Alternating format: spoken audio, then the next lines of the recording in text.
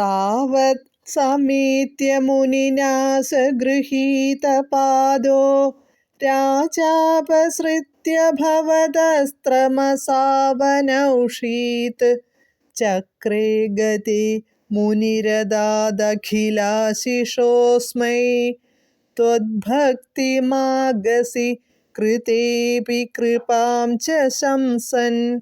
പദാനുപദം.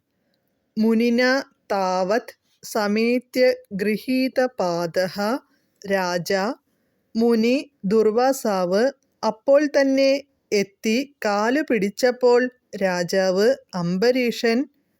അപസൃത്യ ഒഴിഞ്ഞു മാറിയിട്ട് അസൗ അദ്ദേഹം ഭവദസ്ത്രം അങ്ങയുടെ ആയുധത്തെ സുദർശന ചക്രത്തെ അനൗഷീത് സ്തുതിച്ചു.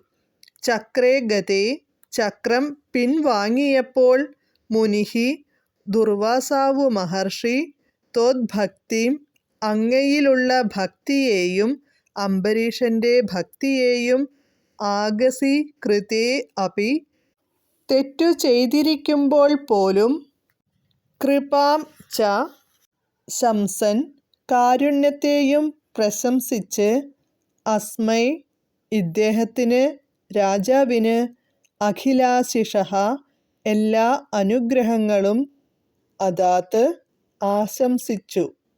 വിവർത്തനം. ദുർവാസാവു മഹർഷി വേഗത്തിലെത്തി അംബരീഷന്റെ കാലു പിടിച്ചപ്പോൾ അദ്ദേഹം ഒഴിഞ്ഞുനിന്ന് സുദർശന ചക്രത്തെ സ്തുതിച്ചു. ചക്രം പിൻവാങ്ങിയപ്പോൾ ദുർവാസാവ് അംബരീഷന് വിഷ്ണുവിലുള്ള ഭക്തിയെയും തെറ്റു ചെയ്യുന്നവരോടു പോലും ഭഗവാൻ കാണിക്കുന്ന കാരുണ്യത്തെയും പ്രശംസിക്കുകയും അംബരീഷനു എല്ലാ നന്മകളും ആശംസിക്കുകയും ചെയ്തു. ഹരേ കൃഷ്ണ.